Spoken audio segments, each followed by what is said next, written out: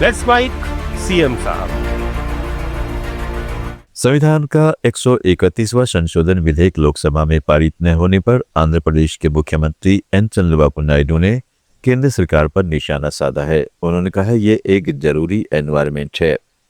Very clear, this is a important empowerment. This is a big reform of this decade or century. Why you opposed? What is the alternative? All states will be enhanced, 50% of seats, and also 33% reservations. What is wrong in it? Why you opposed? Everybody have to carry it together. That is the secret formula of this reservation and delimitation. The NDA alliance is a selfish alliance. So they're trying to do a lot of politics towards it. How do you see this? Now, what politics you are? Everybody is doing? Everybody is doing politics. Politics for a meaningful, for positive, for development, for progress. That is what I am saying. Prime Minister is doing a lot of Yes. things about India. Even you talk about Operation Sindoor also. Yeah. That's been going on. How do you see this Tamil Nadu election will be for the NDA alliance, sir? No, I am very confident people will vote this time for NDA. Double engine Sarkar, then only there is a progress. Always NDA for reform and competitive development. Goa के मुख्यमंत्री प्रमोद सावंत ने श्री देवी लाइराई देवस्थान मंदिर में पूजा अर्चना की। इस अवसर पर उन्होंने कहा कि कर्नाटक और महाराष्ट्र के लोग इस देवस्थान को उतना ही मानते हैं जितना गोवा के लोग। तीर्थयात्री बड़ी संख्या में यहाँ आते हैं। उन्होंने यात्रा की सभी को बधाई दी और कहा है कि इसमें मोगरे फूल का विशेष महत्व है जो किसान इसकी खेती करते हैं। गाँव में श्री देवी लहराई गोवा, कर्नाटक और महाराष्ट्र इन दोनों स्टेट के बॉर्डर में भी उतनी ही प्रसिद्ध है। वहाँ से भी यानी वत्रस्थ ड्रोन इस जत्रा में यहाँ पे आते हैं। यानी देवी लहराई की जत्रे की बहुत बहुत सबको शुभकामनाएं। गोवा के सभी लोगों को और जो ड्रोन यहाँ पे आते हैं उनको भी बहुत बहुत शुभकामनाएं। इसमें मोगरी बोल के जो फूल रहता है उसका विशेष महत्व रहता है। जो उसकी खेती करते हैं उनको भी मैं बहुत बहुत शुभकामनाएं देता हूँ कि लैक्स ऑफ रुपीस का बिजनेस सिर्फ और सिर्फ मोगरी जैसे एक ही फूल पे होता है।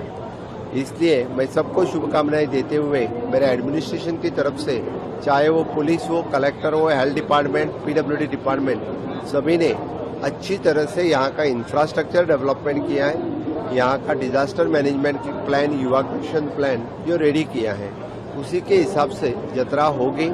मैं सभी लोगों के सहकार्य की अपेक्षा करता हूं और इस साल बिना कोई विघ्न ये जत्रा पार पड़ेगी।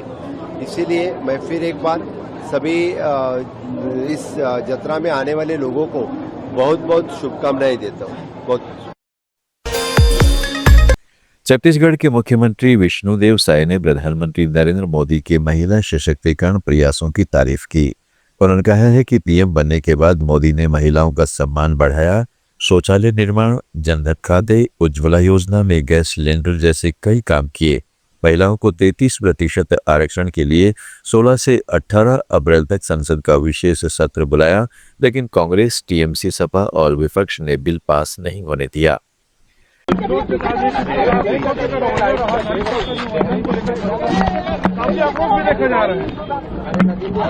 देखिए, हमारे देश के यशस्वी प्रधानमंत्री श्री नरेंद्र मोदी जी ने 2014 से जब से वो प्रधानमंत्री बने लगातार नारियों का सम्मान उन्होंने बढ़ाया है।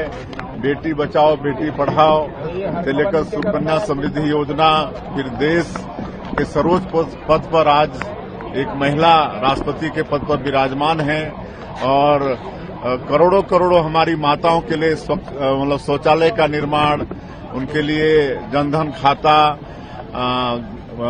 धुआं से मुक्ति दिलाने के लिए उज्ज्वला योजना में गैस का सिलेंडर देने का काम लगातार उन्होंने किया है और इस देश के विकास में भी 33% प्रतिनिधित्व उनको देने का जो नारी शक्ति वंदन अधिनियम, जिसके लिए उन्होंने स्पेशल 16, 17, 18 अप्रैल का विशेष पार्लियामेंट का सत्र बुलाया था।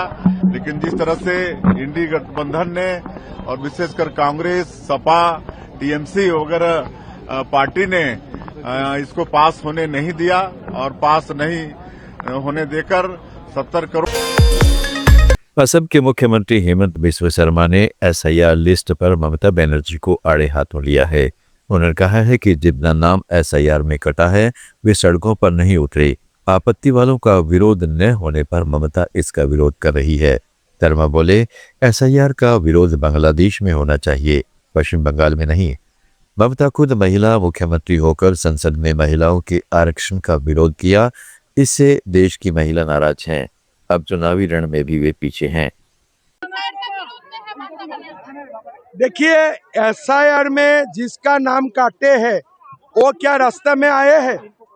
वो तो रास्ता में नहीं आया है। ममता दी जिसका नाम काटा है, जिसका पेट में भोग है, वो ही नहीं आ रहा है, तो ममता दी क्यों आ रहा है?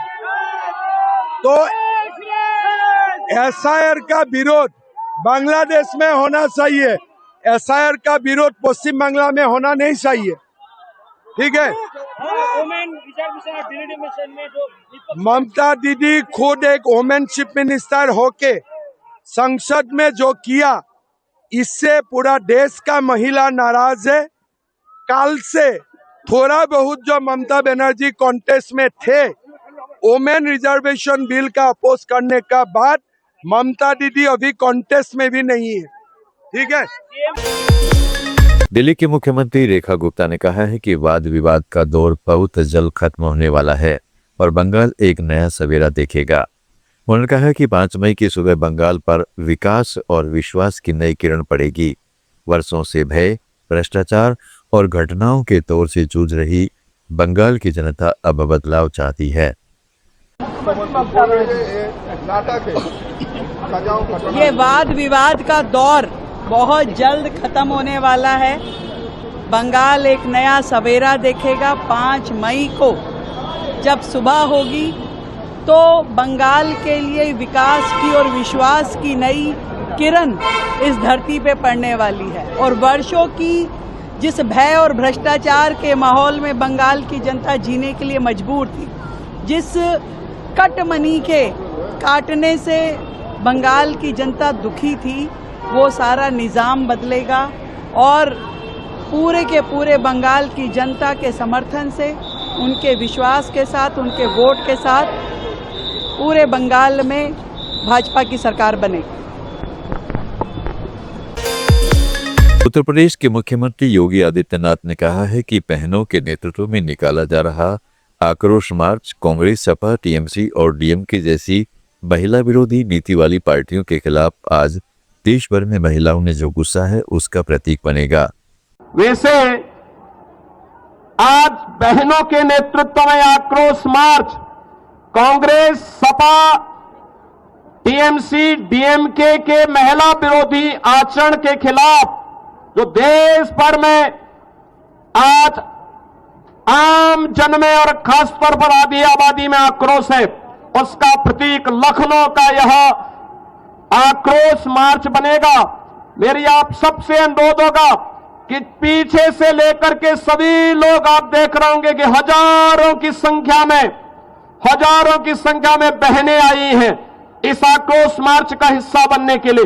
ये आक्रोश मार्च यहां से प्रारंभ होगा। ये मंच का पोर्शन जो अलग है इसको थोड़ा सा साइड करेंगे, जिससे आपको आगे बढ़ने में मदद मिलेगी। आप तब तक धैर्य करें, सबको इस मार्च का हिस्सा बनने का अवसर मिलेगा।